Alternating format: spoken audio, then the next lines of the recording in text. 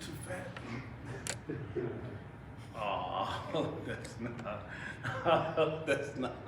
Good evening, everyone. This is a postscript to our Midweek Inspiration.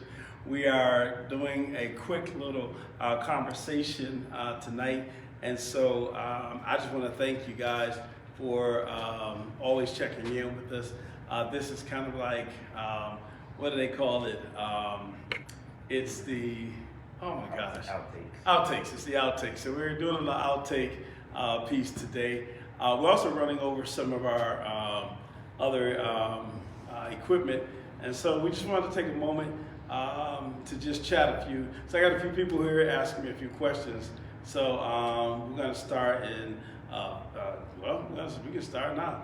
All right, so I'm going to just shoot. What do you think is going to be the impact of COVID testing in the community? Wow. So the impact, I think, of COVID testing in our community, especially what we're doing here, is to expose and to clarify for our community what it means to whether they have the COVID, whether they're positive for COVID, or whether they are negative for COVID, which hopefully will help them to better use their time and energies in engaging with their communities, with their families, and the communities in which they live. So I'm hoping that we will provide an opportunity for more of our people to know their status so they can then make better decisions and better judgments about how we interact. Right now we're at a point in our city and our county and across the nation where numbers are just skyrocketing because people who don't know are transmitting it to other people, and so we're trying to work on that. So how long did it take for you to get your results back for the COVID testing? Pretty much the COVID testing we're doing here takes about 3 to 5 days. I am pleased to announce that my test was negative, so I did not get my test response as quickly as someone would if they were tested positive. So 3 to 5 days.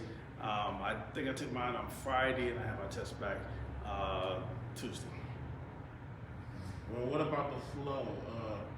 How many people, is it busy at this site? How many people tend to come in to get COVID testing at this site? So we are probably the busiest site of the 3 sites in the city. Well, let me correct that. We are the busiest of the 3 sites in the city. We have done, since we opened Friday, we've done over 400. We've done 445 tests, and we're continuing it. So yesterday was our largest test day. We did 129 COVID tests yesterday alone.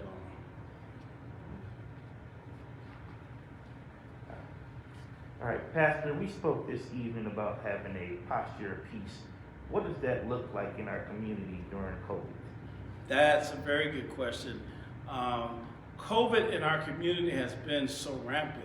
So that posture of peace is that ability for, I think, first of all, it's the ability for us not to panic, not to become, distressed, not to run out and act as if the world is coming to an end. So I think that's one thing. The other thing is how we engage with one another. Rather than to try to beat someone down because they don't believe in wearing a mask, or that they do believe in wearing a mask, or that they are not behaving in a way. I think that when we have a posture of peace, we begin to approach people differently and to encourage people rather than try to force people, so that we can build a better relationship and have an opportunity to say to each other, hey, we want all of us to be safe. We want all of us to make it through this season. We want every one of us to be able to make it to the dinner table on Christmas, even if we're not going to the dinner table all together.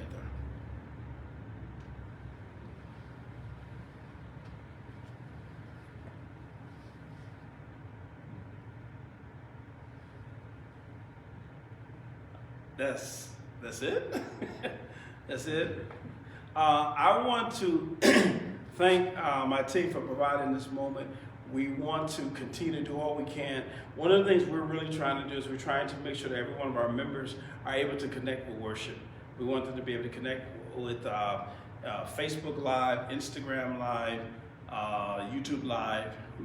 We have WebEx call on Sundays where they can call in. We have Zoom meeting where they can Zoom in. So we want to make sure everybody can be connected. In addition to that, if you can't get in at the time that we're getting in, obviously it's available on Facebook, Instagram, and YouTube later on in the day. It's also posted on our website. So the worship is posted through those mediums. If by chance you're not connected through any computers and technology, we also have CDs that we provide for members of our congregation. And if for some reason you don't have a CD player, we can also provide that for you as well. But the idea is, so if you know any member of our church who is not able to connect to worship, we encourage you to encourage them and help them. We have additionally, in addition to the COVID testing that we're doing now and the COVID testing that we did earlier, which is in conjunction with the Color of Health Initiative, which is a GCC, a Greater Cleveland Congregation Initiative. So we're working with a broader group. United Healthcare has come into the city and has provided these tests within our community at three of the three churches in our community. And so we're doing work with the Greater Cleveland congregations. We're doing work with Cleveland Baptist Association. The Cleveland Baptist Association has provided for us the electrostatic machines, which allows us to clean, keep the area clean. So we're grateful to them for that. We also work with the Cleveland Clergy Alliance. Cleveland Clergy Alliance helps us with resources to be able to do some things. The Greater Cleveland Interfaith Alliance, we've been working together for months, providing food, providing rental assistance, providing assistance to small businesses, providing individual assistance to individuals within our community, and making and doing other things. We also partner with Playhouse Square to provide a space for students who can't go into school and aren't comfortable doing school from home. So they have the school set up across the street in our Family Life Center. And so our goal is to do as much as we possibly can to make sure that we take care of the people in our community and that our community continues to grow.